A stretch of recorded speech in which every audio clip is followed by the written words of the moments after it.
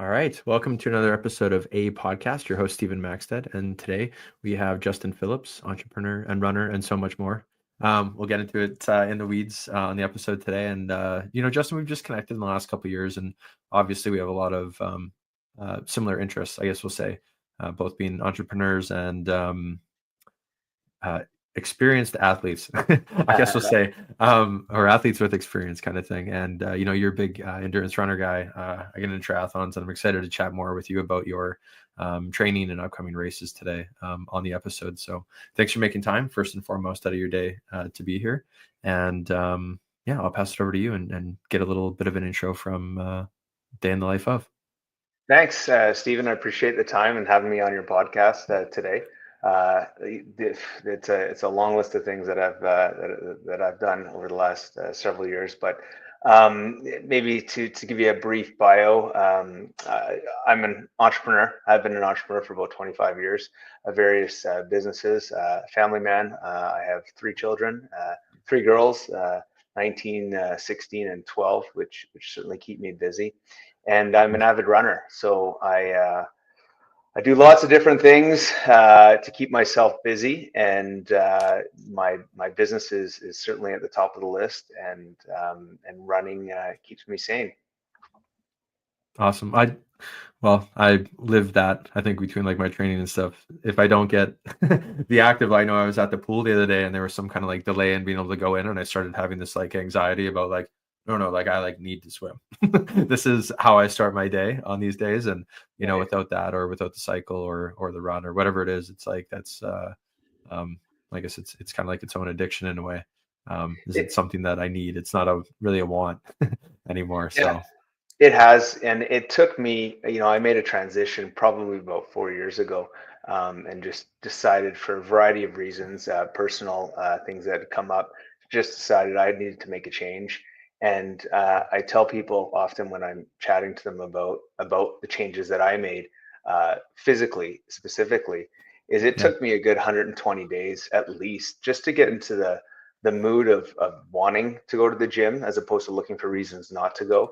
And now it's just become a Yeah. lifestyle. It's a Right. habit, and I regret and I question myself if I don't get to the gym or if I don't go for a run to battle anything that I need to battle that day. I have a lot of regret. Whereas, when I first started going, it was a challenge. I would look for every excuse not to go to to the gym or to be active. But Right. now it's something that I need to do on a regular basis, and I really enjoy it. That's awesome. Well, it's kind of like I've heard this said before too, that like a 30-minute run or like a 5K, whatever that pace may be for you, is like the gateway drug for doing like a half marathon or a marathon. And all it takes is like that first run, and then you're kind of like, "Hey, this isn't so bad." And then all of a sudden you get into it, and then you're running like 5 is only half of 10, and 10's only half of basically a half. And then a half's only half of a full. And you kind of just Oh, go through those, weird math things as athletes kind of do. you Um, can you can justify it however you want, but yeah. ultimately in the end, it's a hell of a long run, whether it be a half or a full or a five. And it was always a challenge at the beginning, just running a kilometer, then two, and it is a gateway, right? I really enjoy the 5 kilometer race. That's really what I focus on, and I'd like to challenge myself on. I, Yeah. of course, enjoy going to the halves, and I'll be doing my first full, which I'm sure we'll talk about next month. But they're much more challenging. But yeah, you do 5K, you want to do six, then you do six. So, okay, I could do 10, and then you just keep challenging yourself to get a better time. But I've learned over the years that I'm challenging myself. I no longer, and I think my friends would probably argue this point that I compete against them, but truly I compete against myself now in Right. terms of trying to better my times and improve as I get older.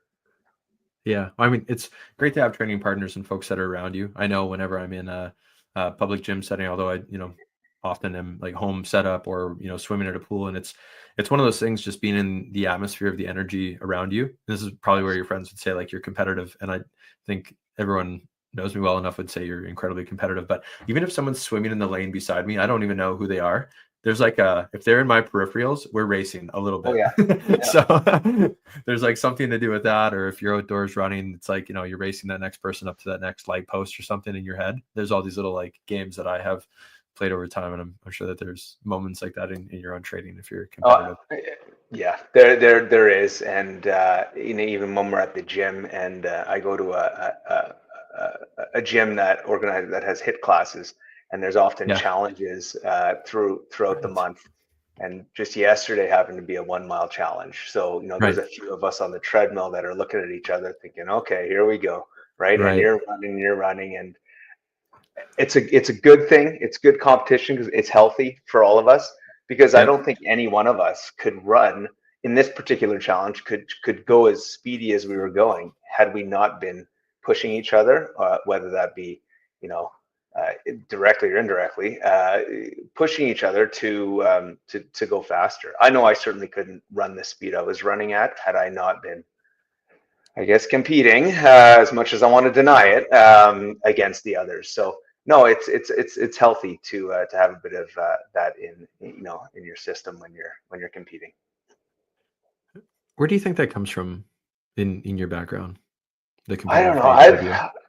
I've been an entrepreneur since I can remember, since I was 19 or 20, and I remember telling this story at a panel where my first sort of venture into entrepreneurism was selling sunglasses and watches out of the back of my car, literally, to my friends.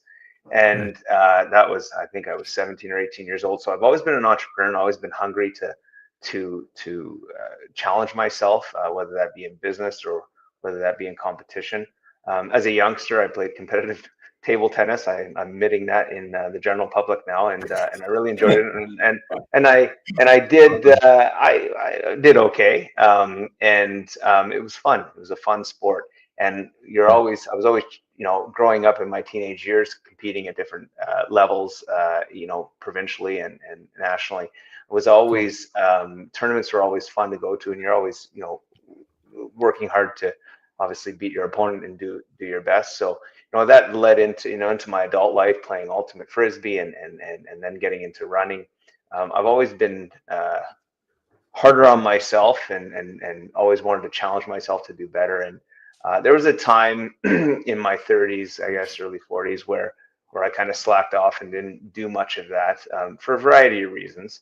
And in the last couple of years, I just I've got that edge back, and I've got that need to compete and to challenge myself for with a whole bunch of different things, whether that be in business or whether that be in running specifically. Yeah. I like to do better, and as I get older, I tend to see more opportunities to do that. That's awesome. So it's definitely the I guess the determination over time is what I'm hearing you kind I of, think yeah, so. lean Yeah, into, yeah, and grit. absolutely. Yeah, Yeah. you take your experiences, right, that you've learned over the years, and challenge yourself to do it better. What kind of led you into the entrepreneurial side of things versus, I guess, we'll call it the more traditional for some, but more of like a job where you would work somewhere. First, I want to say that I have worked for other companies where I wasn't working for myself. Yeah. And, as I get older, I've realized, my risk tolerance has gone down Right. exponentially since I was much Yes. younger.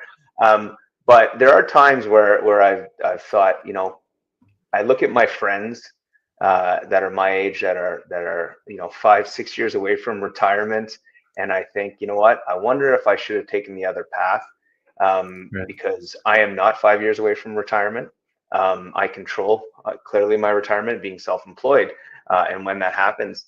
But I don't regret any of it. I don't regret doing what I've done. I've had some challenges over the years being an entrepreneur, but I Yeah. think, at the beginning, when I was working, during high school, my first job, um, and then getting into selling sunglasses and watches out of the back of my car. I like the ability to control my income, to control my day, my lifestyle and that sort of thing. And I think that really motivated me to do my own thing and be, Right. my own boss in a variety of different businesses. My dad, my family, they weren't entrepreneurs. My mother was a resource teacher back in the day. My dad was in the hotel industry. My grandfather was a bit of an entrepreneur, just after the war, Okay. as owning his own restaurant. But there's really no background or history of entrepreneurs in my family. So I think it Cool. was just, my yeah, it was my calling. It was just something I really enjoyed when I was younger, having a little bit more control over my destiny as opposed to somebody else, and knowing that what I kill, I eat, I guess is the best way to put it. Yeah. And that was positive in some years, and it was a very negative in other years.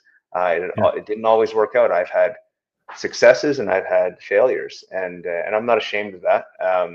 It is what it is in business. Sometimes it works out, sometimes it doesn't, for a variety of reasons. But it's led Yeah. me to this point right now, and I've learned a lot as I've grown as an entrepreneur, and yeah, it's made me the person I am today. That's awesome. Yeah. And well, I'm just thinking back to um, earlier on when we met, and then I heard and got to see you speak on a panel and talking about the highs and lows in business. You did the panel was great. I think you did the best job of sharing stories Thank on you. there about some extreme situations. And ultimately, I think back to kind of making the move into entrepreneurship, so to say, in the last 5 years full time, and it was a lack of control, so to say, from like other companies kind of failing and then being let go from my Yeah. end of things. And I realized, well, if I'm going to fail, I might as well do it myself. Like if we're not going to be employed or get paid or whatever, then I might as well be in charge of that ship. Was kind of where my head went to. It was a little bit of a different journey in some ways, but just to share it to your points there. So It's yeah. it's much it's a heck of a lot easier on the ego to fire yourself than to get fired, right? So Yeah. I, Well, I, I did. that's the road I chose. Yeah. Yeah. It's certain. Well, yeah, that is certainly part of it. It was, I think, like just yeah. This was several years ago. The first time that it happened, it was through a merger, and it was just incredibly painful. It was like, oh my god! Like I thought I was going to be there for 30 something years, and yeah, it was just a big wake up. And then ever since then, it was just like even the roles that I took were way, I guess, in a way, sense riskier. And then with that came the tolerance to take more risks, like you were saying. And I think actually maybe a good question for you, Justin, is like, what do you think is a critical attribute that an entrepreneur kind of needs nowadays? Because I think you'd be the guy with the right experience to ask this one here. I have some Patience. ideas. Yeah, You have to have a lot of patience. You have to have, you asked me this 20 years ago, a hell of a lot of a different answer. But yeah, it takes a lot of uh, uh, you can take there's a lot of risk involved when becoming an entrepreneur, because all of a sudden you're putting everything aside. You're putting aside your consistent, like a paycheck. You're not guaranteed a paycheck. yep, It has an extreme effect on your family life, especially if you're married with children.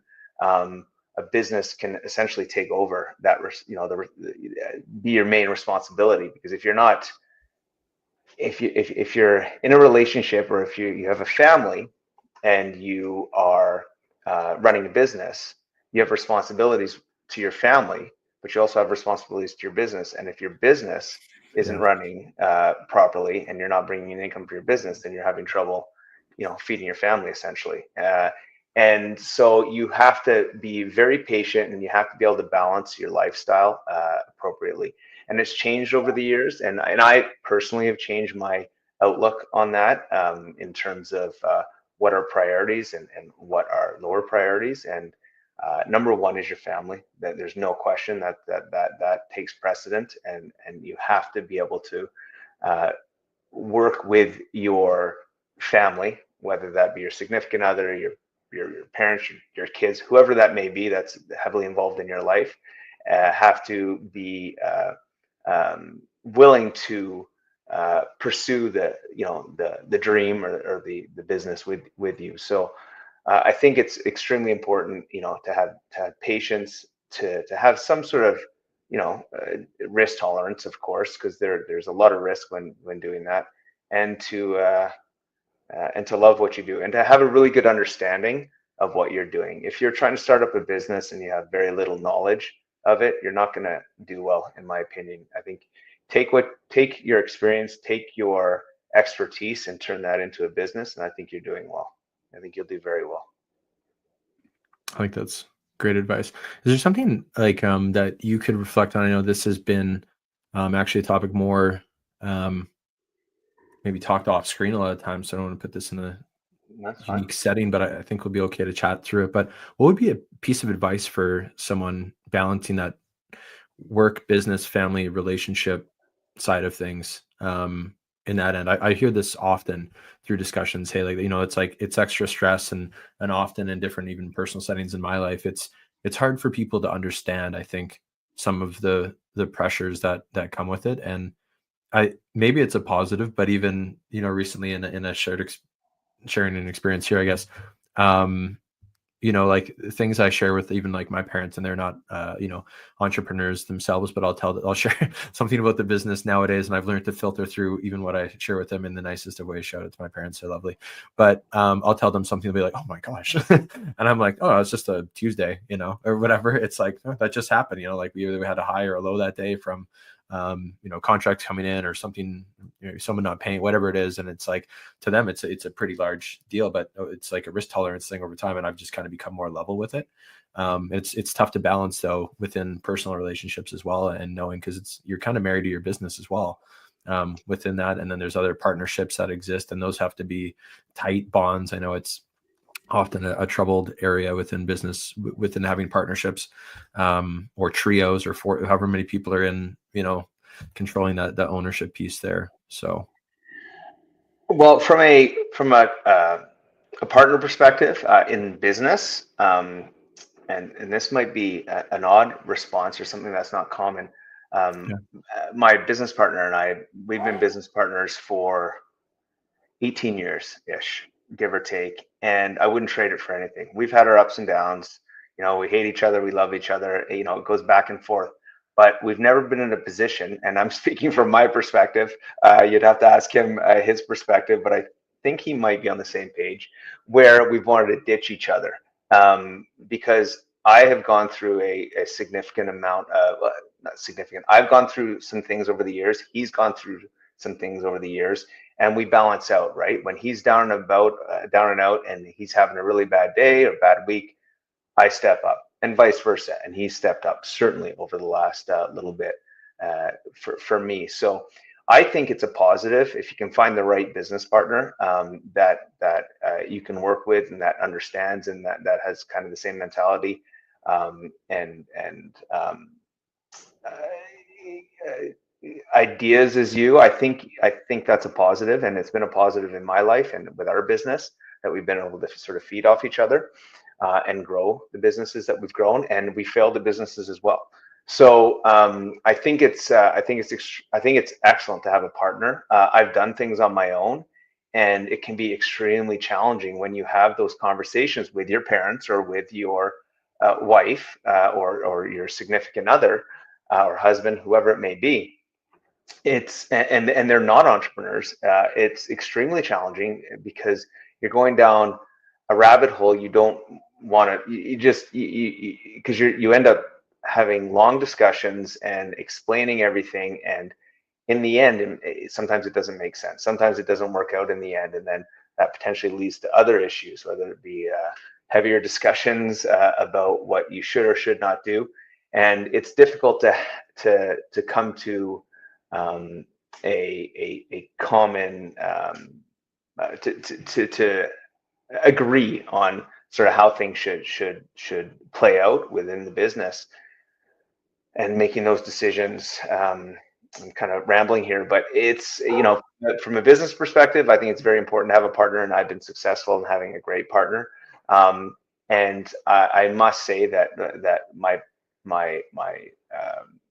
wife at the time during my business years was extremely supportive of what I was doing, and I'm very happy that I had that support. But it takes a toll. It really does. When you're grinding it out, year over year over year over year, and there is movement, but not enough movement, and there's promises, and there's, we're going to do this and we're going to do that. It takes a toll on things, so it's very difficult. So you have to make sure that going in to these type of projects, whether that be, whatever type of business you're going into, you have to make sure that whoever you're with, partnered with, or your family or relationships are strong, and there's a good understanding of what the outcome could be, both in the best case scenario and the worst case scenario. No, I think that's great, Justin. That's very sound advice. Awesome. Well, now, Justin, how do you balance like risk tolerance? I know we were just taking a minute to regroup here, but there's different over time, different things on your own journey in terms of the end of some leading into others, and how do you justify taking those risks, as we are just kind of talking about balancing that in partnerships and relationships, but how do you calculate that in your end of things? Because I know sometimes, or just a little end of this one, is a lot of time I almost like joke about entrepreneurship's like a calculated gamble. And I don't mean to take that too lightly, but there's so many moving parts in this game, we'll call it. It's truly chess. You have different things changing. We're seeing it a little bit today with stuffs, around taxation or tariffs. And, that's becoming very a trendy word right now. But, and that aside, how do you balance those risks and things that may be out of your control ultimately? I think as I get older, I realize that I'm not as risk tolerant as I used to be, and I really try and balance that around my lifestyle and around my responsibilities. Now, back in the day when I was younger and first starting out as an entrepreneur, nothing mattered. You just took the risk. You put the money in. You took this account, or you did this, or you did that, and you did whatever you needed to do to get to the next level. When it comes to growing your business. But at this point, as I've learned over the years, you really have to balance your risk tolerance around your lifestyle, around your family, around your responsibilities. So that's kind of how I look at things now when I make decisions on what I want to do within the business, whether that be the type of business that I start, or whether that be certain things that I have to do within the business. You really have to make sure that you balance that, or I do balance that according to my lifestyle and what I'm comfortable with now. And that's changed significantly over the years. I think that totally makes sense. And for different people, and I've heard folks talk about this before too, there's nothing wrong with going and, working again, or having a job while still continuing on that entrepreneurial journey. The spirit is probably never going to go away if you did have to step away from something, and then come back to it. So to say later on, I've heard so many people share that insight over the years, and I think you're right. I mean, you have 3 daughters, and at different points, maybe that was the play was to go work somewhere, or take less risk along that, because there's an obvious expense on the financial stress side of things there, and commitments, as you mentioned, and then other things come up over the years, right? It doesn't necessarily have to be kids specifically. There's other stresses and things that do evolve over time, and maybe that's a good segue into kind of maybe some stresses that you've had, and what is kind of like a big why behind some stuff that you're doing right now, if you want to share part of that. Well, it's interesting that you say that, because I'll mention this before we get into the latter part. Is in 2012, I went through that exact kind of example that you're giving, working somewhere else, and as I see it now, I feel silly about how I reacted during those times. But at the time, it was 14 years ago. I'm running a business, a startup. I'm really working hard, with networking within the business community. People know what my business is. They know, what I'm working towards achieving. But on the personal side, things were tight. I had very little coming in for income. I had a mortgage to pay. I had a family to feed. My wife at the time was working hard as well. She was a stay-at-home mom, and she was starting her own business to help support us. And it was extremely challenging. So I had to get a job. And I went and thought, you know what, if I go out and get what I said, a real job, right, hand my resume out, and then I'm not going to be able to focus my attention on my business and give it my 100%.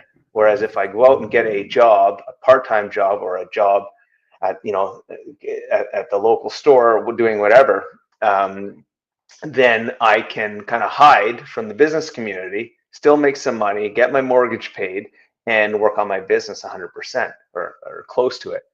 And I had to. So I went and got a job at Home Depot. And in hindsight, I think I'm going to work there when I retire. It was, it was a lot of fun. Awesome. At the time, Yeah. no, I did not want to be there, and it was very clear. Yeah. And I worked there for 2 years, a year, I think. No, 2 years, sorry, because my wife at the time, we had our third child. And so I had to go to that job, and the scariest part for me at the time was seeing people walk in from the business community that would Right. look at me and question, why are you here? What are you doing with your business? So that was a real big Yeah. challenge, but it's something that I had to do, and I did whatever it took. I installed garage doors. I worked at Home Depot. I did whatever was necessary at the time to bring in an income to make sure that my lifestyle and my homestead was safe. And it Right. was really challenging. So, you do what you have to do to get to the next level. And that's what I did. But again, in hindsight, I was late 30s, whatever. I was thinking differently back then as I do now. And like Yeah. I said, I'd probably go to Home Depot and get a job there in retirement because it was a great relaxed thing to do during the day. So yeah, that's my experience with working other jobs, and there I took the risk at starting my own business. I wasn't prepared properly, and it was starting to come back and affect me personally. And Right. so you do what you got to do. And in my case, I went out and got a job at a place at the time where I didn't want to get a job, but I didn't have a choice, and the bills got paid. Awesome. No, I think that's a great story to share. And I mean, sure that there was stress as it came along with that because you're juggling more things. It's not less things when you take on that in terms of like having to step up and yeah, and work that other opportunity while probably still strongly networking in the business community. And I totally understand where your head was at there. In terms of, you want that image to kind of be one thing. Meanwhile, you got to go kind of in the trenches and get some work done to keep, the home safe ultimately. And that end of things. And as as an experienced entrepreneur, I look back at that now and realize that anybody that was coming into that store and Yeah. saw me were not thinking what I thought they were thinking. They didn't Right. care. They were thinking the Yeah. exact opposite. This guy is doing whatever he needs to do to get To his get it done. business off the ground. But Yeah. that's not what I was thinking at the time. And that was a Yeah. challenge that I had to get through myself, right? But I see that Right. now, as I uh, see entrepreneurs, younger entrepreneurs, and help mentor them and that sort of thing. I see it differently as I've grown and matured as an entrepreneur. And I'm still learning. I still learn. I'm pretty humble when it comes to that. I've still got a lot to learn, whether it be a 20-year-old entrepreneur teaching me things or whether it be a 100-year-old entrepreneur teaching me things. I'm willing to. I'm a sponge. So That's awesome. I appreciate you sharing in that capacity because I agree with that too. Like I could kind of see exactly what you're saying there in terms of describing the optics of what you thought versus probably what they thought. And yeah, now you understand kind of being on the other end of that and some more years of experience behind you and understanding they were, probably more right, yeah, respected that grind versus where no one was being critical of you. no. Uh, in that sense at all. So I And appreciate you if they sharing that. were, I wouldn't want anything to do with them anyways, right? But Right. no, Yeah. 99% of them didn't. They weren't thinking that way. So Yeah. That's super great.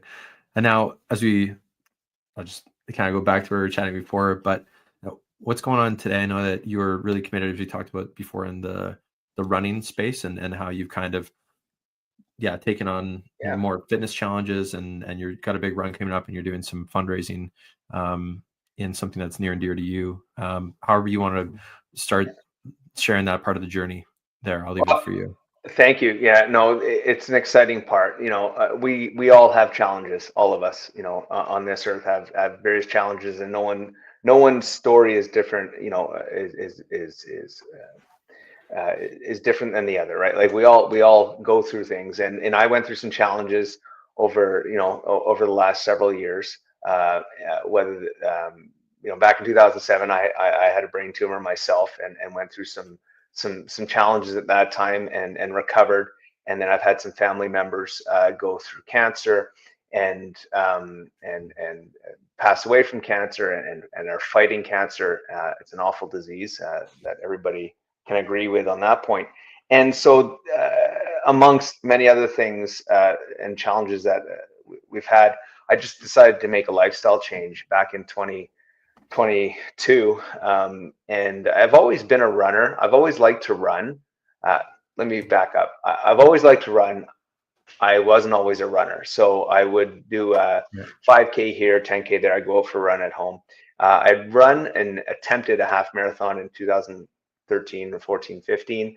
And as difficult as they were, I didn't commit and I didn't stick to it. In 2022, after a whole bunch of different challenges and things that I wanted to change, I decided to start, going to the gym and working out and getting physically fit, and I took to running again, and it just became an addiction. And I started running 5Ks, 10Ks, and then a couple of years ago started working my way up to half marathons, and really saw an improvement. Not only in my running, but more importantly in my mental state. Like it really helps clear my mind, and that's my best time when it comes to thinking or thinking of new ideas or solving problems, is when I'm Yeah. running and I just daydream and distance myself from everything. I typically Yeah. don't listen to music when I run. I just listen to the sounds, my breathing, and that sort of thing, and just drift into thoughts. And that the length just kept getting longer and longer, and I kept getting, from my perspective, faster and faster. I am not a world runner nor a competitive runner when it comes to some of these elite athletes here, especially in Winnipeg. But I have improved myself, and in 2023, I ran a half marathon in 2 hours and 30 minutes. 12 months later, I ran it in an hour and 45 minutes. So I shaved off, Yeah. a significant amount of time uh, in Yeah. that particular race. And so, because of all of these challenges, specifically something that was close to my heart is the is of course having a brain tumor and going through that, surviving it, and battling through. I've supported the various charities within that area over the years since 2007, when I was diagnosed. And whether that be the Brain Tumor Charity of Canada, I've done walks and runs and raised funds for.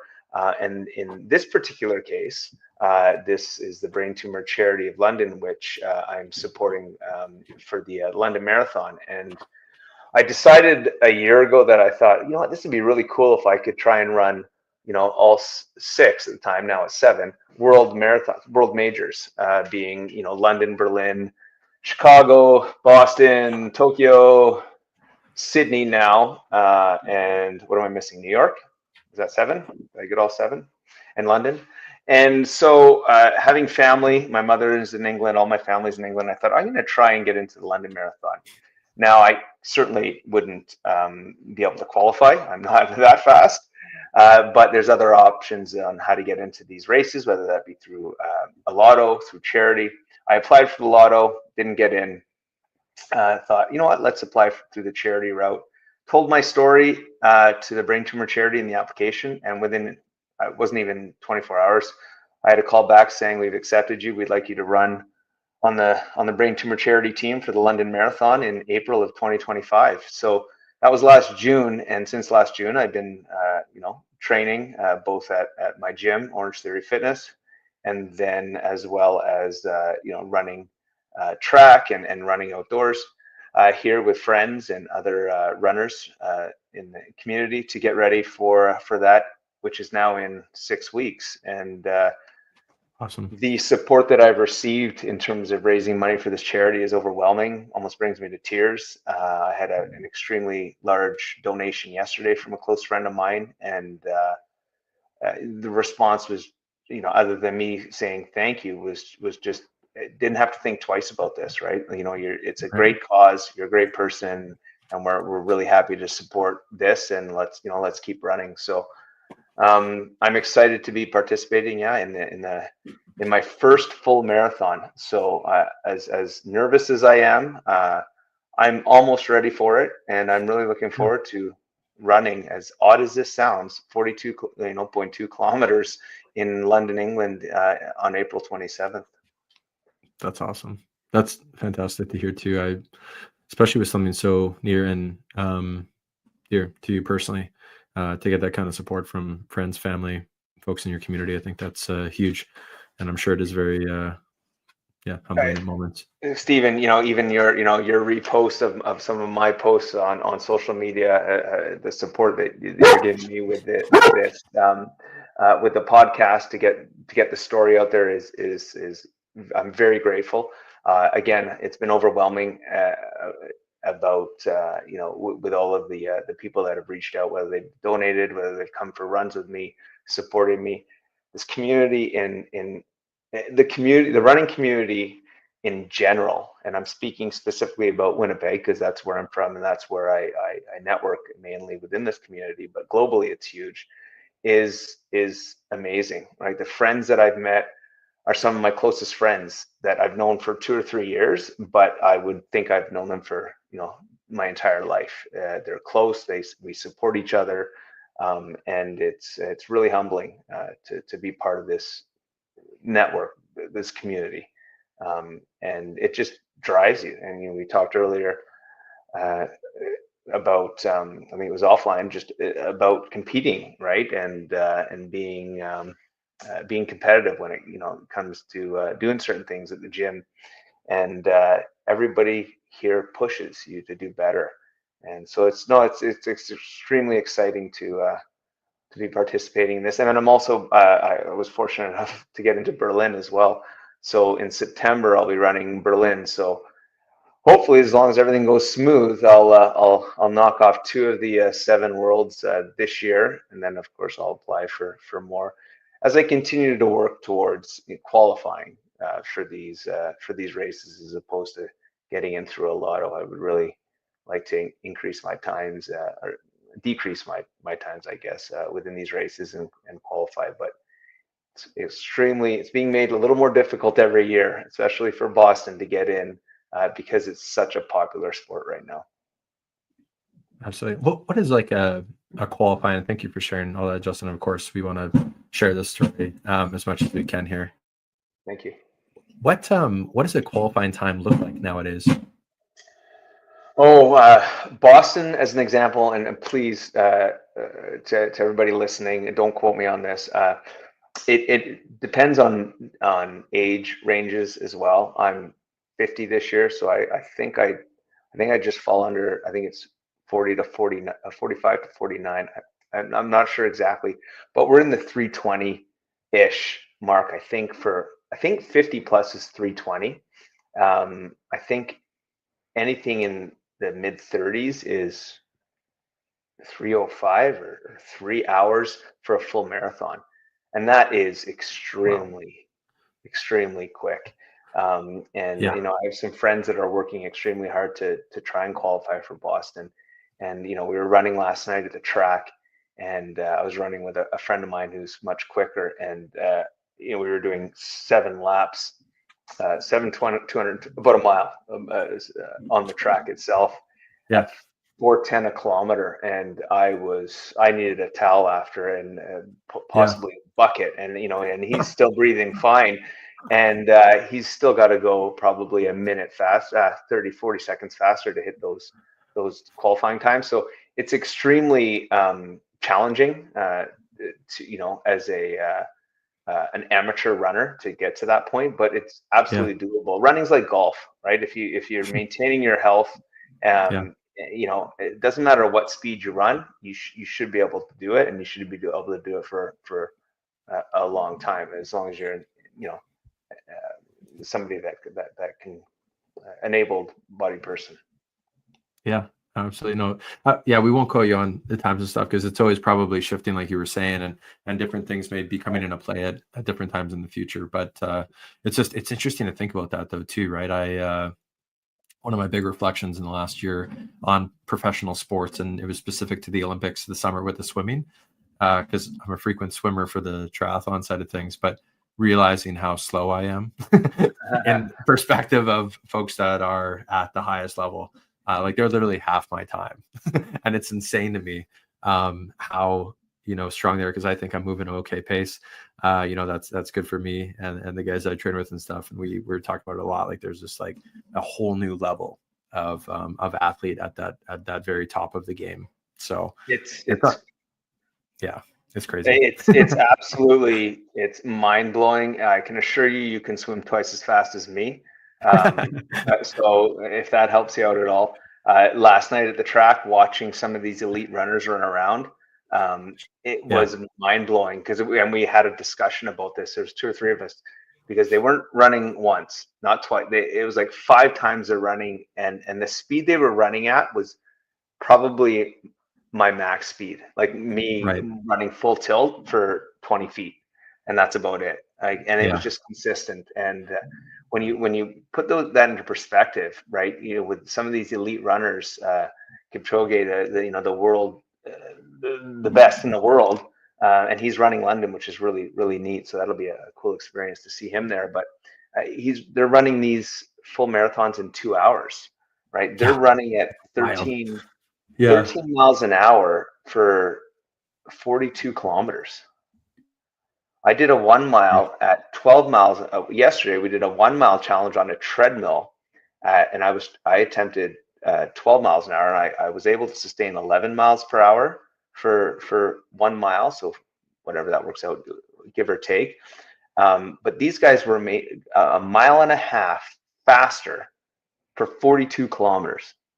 It blows my mind how that their lung capacity, their legs can do that.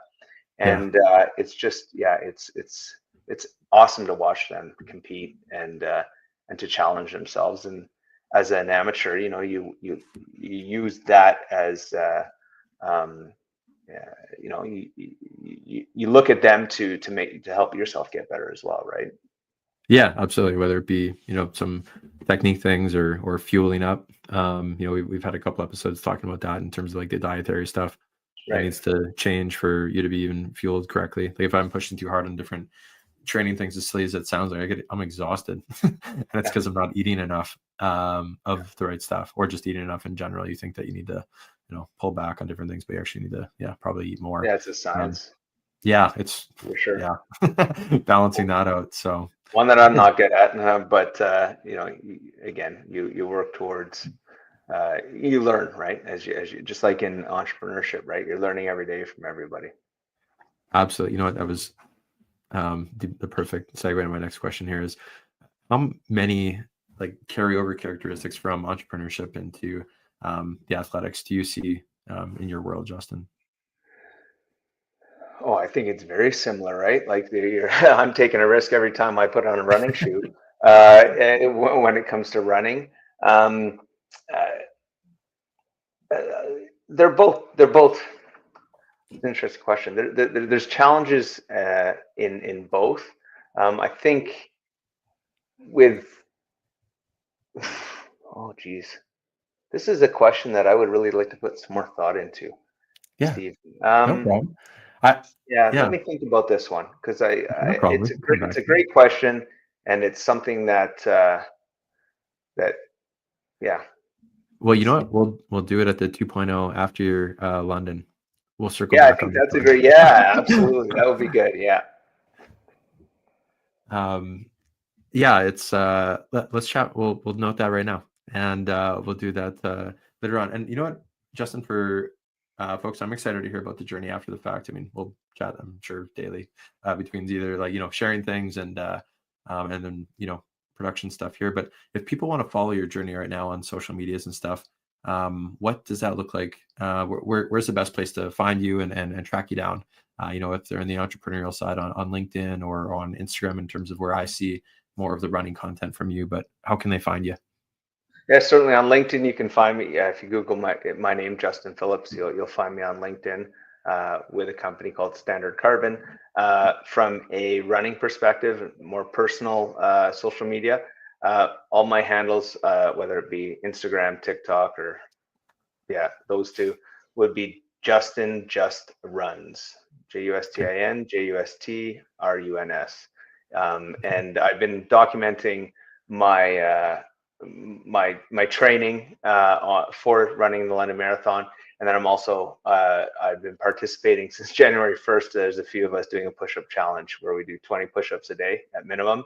Yes. I've been documenting that on a daily basis, and I think there's probably about half a dozen of us that have continued to do it, and we're going on. I think today is still have to do them today. Today is day 71, I believe, or 72 Yeah. of 365 days. So that's been a fun challenge because we've been doing Yeah. some pretty interesting techniques on how we're doing these, getting creative with these push-ups. But yeah, Justin Just Runs is my handle for those for Instagram and for TikTok. Awesome. Well, we'll make sure to have that in the bio Of below course, yeah. here if you've Thank come you. this far in the episode. And it's been a pleasure having you on, Justin. I'm excited to continue our friendship and chats about business along the journey here and catch up with you after the race. So it's been great having you on today. I feel like we're just getting started. Absolutely. And yeah, thank you so much for making time, and we'll chat soon. Yeah, thank you, Stephen, for the time, and thank you to the listeners for getting through this. Awesome. Okay.